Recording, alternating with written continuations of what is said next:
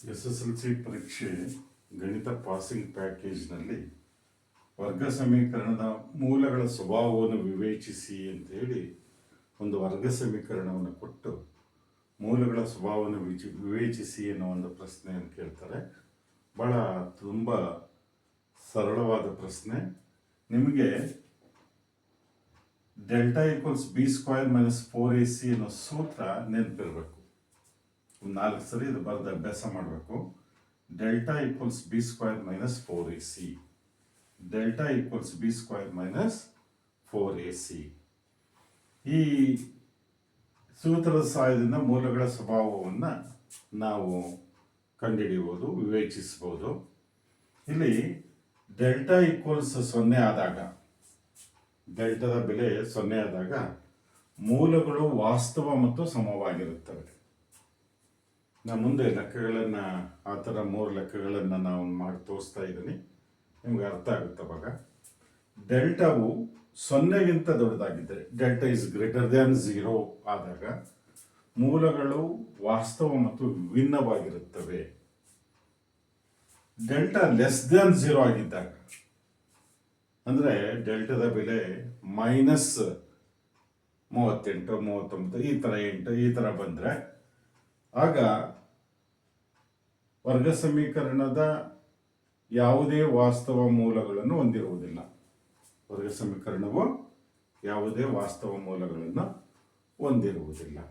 ಈಗ ಒಂದೊಂದೇ ನೋಡೋಣ. ಈಗ ಮೊದಲನೇದು ಡೆಲ್ಟಾ ಈಕ್ವಲ್ 0 ಆದಾಗ ಮೂಲಗಳು ವಾಸ್ತವ ಮತ್ತು ಸಮವಾಗಿರುತ್ತವೆ ಅನ್ನೋದ್ರ ಬಗ್ಗೆ ಒಂದು ಇಲ್ಲಿ ಉದಾಹರಣೆ ನಮಗೆ ಬಿಡಿಸಿ ತೋರಿಸ್ತಾ ಇದ್ದೇನೆ. x² + 4x + 4 = 0 ಒಂದು ಸಮೀಕರಣ. ಈ ಸಮೀಕರಣದ ಮೂಲಗಳನ್ನು ವಿವೇಚಿಸಿ ಅಂತ ಕೇಳ್ತಾರೆ. ಈಗ ಸಮೀಕರಣವನ್ನು ಬರ್ಕೊಳ್ಳೋಣ. x² + 4x + 4 = 0 ವರ್ಗ ಸಮೀಕರಣ. ಇದು ax² + bx + c = 0ಗೆ ಸಮವಾಗಿದೆ. ಆದರ್ಶ ರೂಪ ax² + bx + c = 0 ವರ್ಗ ಸಮೀಕರಣದ ಆದರ್ಶ ರೂಪ. ಇಲ್ಲಿ ಎಯ ಬೆಲೆ ಎಷ್ಟಿದೆ? ಎಷ್ಟು ಇಲ್ಲ ಅಂದ್ರೆ ಬಂದಿರುತ್ತೆ. a = 1, a = 1, b = 4, x ನ ಸಹಗುಣಕ 4, c = ಸ್ಥಿರಾಂಕ 4. ಈಗ ನಮಗೆ ಮೂಲಗಳ ಸ್ವಭಾವವನ್ನು ವಿವೇಚಿಸಬೇಕಾದ್ರೆ ಈ ಸೂತ್ರವನ್ನು ಬಳಸಬೇಕು. ಆಗಲೇ ಹೇಳಿದ್ದೀನಿ.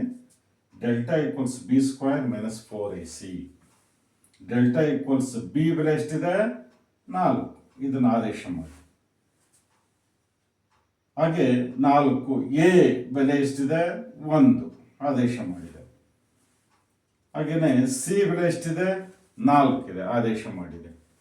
4 ಸ್ಕ್ವೈರ್ ಅಂದರೆ 4 × 4, 4 × 4 16 ಮೈನಸ್ 4 × 1 ಅಂದರೆ 4, 4 × 4 16, 16ರಲ್ಲಿ 14 ಕಳೆದ್ರೆ 0 ಬರುತ್ತೆ. ಡೆಲ್ಟಾ ಈಕ್ವಲ್ 0 ಆಯಿತು. ಇಲ್ಲಿ ಮೂಲಗಳು ವಾಸ್ತವ ಮತ್ತು ಸಮ.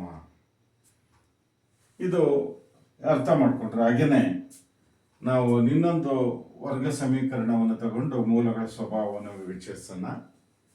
ಇದು ಸಾಮಾನ್ಯ ಪರೀಕ್ಷೆಗೆ ಬಂದಂಥವೇ ನಾನು ಲೆಕ್ಕಗಳನ್ನು ತಗೊಂಡಿದ್ದೀನಿ. 2x² + 3x - 7 = 0. ಇದು ಕೂಡ ax² + bx + c ವರ್ಗ ಸಮೀಕರಣದ ಆದರ್ಶ ರೂಪದಲ್ಲಿದೆ.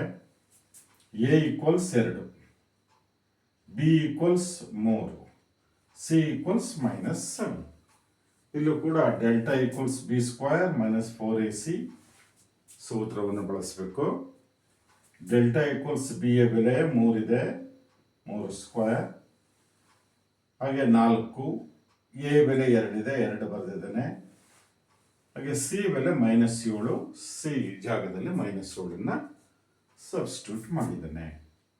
ಈಗ 3 ಸ್ಕ್ವೈರ್ ಅಂದರೆ 9, ಮೈನಸ್ ಇಂಟು ಮೈನಸ್ ನೋಡಿ, -7 ಇದೆ, ಇಲ್ಲಿ -7 ಇದೆ, ಮೈನಸ್ ಇಂಟು ಮೈನಸ್ ಪ್ಲಸ್ 4 × 8, 8 × 56, 9 + 56. 9 + 56 = 65. ಇಲ್ಲಿ ಡೆಲ್ಟಾದ ಬೆಲೆಯು 0ಗಿಂತ ಜಾಸ್ತಿ ಇದೆ. ಹಾಗಾಗಿ ಮೂಲಗಳು ವಾಸ್ತವ ಮತ್ತು ವಿಭಿನ್ನವಾಗಿವೆ. ಮೂಲಗಳು ಡೆಲ್ಟಾ ಬೆಲೆಯು 0ಗಿಂತ ಜಾಸ್ತಿ ಆಗಿದ್ದರೆ, ಡೆಲ್ಟಾ ಇಸ್ ಗ್ರೇಟರ್ ದ್ಯಾನ್ 0 ಆಗಿದ್ದರೆ ಮೂಲಗಳು ವಾಸ್ತವ ಮತ್ತು ವಿಭಿನ್ನವಾಗಿರುತ್ತವೆ. ಇದನ್ನು ಅರ್ಥ ಮಾಡ್ಕೊಂಡ್ರೆ ಈಗ ಮೂಲಗಳ ಅಥವಾ ಡೆಲ್ಟಾಯ ಬೆಲೆಯು 0ಗಿಂತ ಕಡಿಮೆ ಆಗಿದ್ದರೆ, ಡೆಲ್ಟಾ ಇಸ್ ಗ್ರೇಟರ್ ದ್ಯಾನ್ 0 ಆಗಿದ್ದರೆ, ಡೆಲ್ಟಾ ಬೆಲೆಯು 0ಗಿಂತ ಕಡಿಮೆ ಆಗಿದ್ದರೆ, ಡೆಲ್ಟಾ ಇಸ್ ಲೆಸ್ ದ್ಯಾನ್ 0, ಆಗ ಮೂಲಗಳ ಸ್ವಭಾವ ಯಾವುದೇ ವಾಸ್ತವ ಮೂಲಗಳನ್ನು ಆ ವರ್ಗ ಸಮೀಕರಣ ಹೊಂದಿರುವುದಿಲ್ಲ. ಉದಾಹರಣೆಗೆ 2x² - 4x + 3 = 0. ಇದು ಕೂಡ ax² + bx + c = 0 ವರ್ಗ ಸಮೀಕರಣದ ಆದರ್ಶ ರೂಪದಲ್ಲಿದೆ. a ಯ ಬೆಲೆ 2, b ಯ ಬೆಲೆ -4, c ಯ ಬೆಲೆ 3 ಆಗಿದೆ, ಸ್ಥಿರಾಂಕ 3 ಆಗಿದೆ. ಈಗ ಸೂತ್ರವನ್ನು ಬರ್ಕೊಡೋಣ. Delta = b² - 4ac. ಇದನ್ನು ನೀವು ಒಂದು 10 ಸಾರಿ ನೋಡಿಕೊಂಡು ಬರೆದು ಅಭ್ಯಾಸ ಮಾಡಿದರೆ ಸೂತ್ರ ನೆನಪಿರುತ್ತೆ. ಡೆಲ್ಟಾ b ಯ ಬೆಲೆ -4 ಆದೇಶ ಮಾಡಿದ್ದೀನಿ, -4² -4 ಇದೆ, ಸೂತ್ರದ 4 ಆಗಿರಲಿ. ಎ ಯ ಬೆಲೆ 2 ಆದೇಶ ಮಾಡಿದ್ದೀನಿ. ಸಿ ಯ ಬೆಲೆ ಸಿ ಜಾಗದಲ್ಲಿ 3 ಆದೇಶ ಮಾಡಿದ್ದೀನಿ. ಈಗ ಡೆಲ್ಟಾ -4² ಅಂದರೆ -4 into -4 into -4 equals -× -plus 16. 4×4 16 minus 4 2 8 8 3 24 minus 24 16. 24 ಕಳಿಬೇಕು. ದೊಡ್ಡ ಸಂಖ್ಯೆ ಹಿಂದಿರುವ ಚಿಹ್ನ ಮೈನಸ್ ಇದೆ. 24ರಲ್ಲಿ 16 ಹೋದರೆ 8. ಡೆಲ್ಟಾ -8. ಡೆಲ್ಟಾ ಲೆಸ್ ದ್ಯಾನ್ 0 ಆಯಿತು. ಆದ್ದರಿಂದ ಯಾವುದೇ ವಾಸ್ತವ ಮೂಲಗಳನ್ನು ಆ ಸಮೀಕರಣ ಹೊಂದಿರುವುದಿಲ್ಲ. ಈ ಥರ 2 ಅಂಕಕ್ಕೆ ಇದು ಸುಲಭವಾದ ಪ್ರಶ್ನೆ ಇದೆ.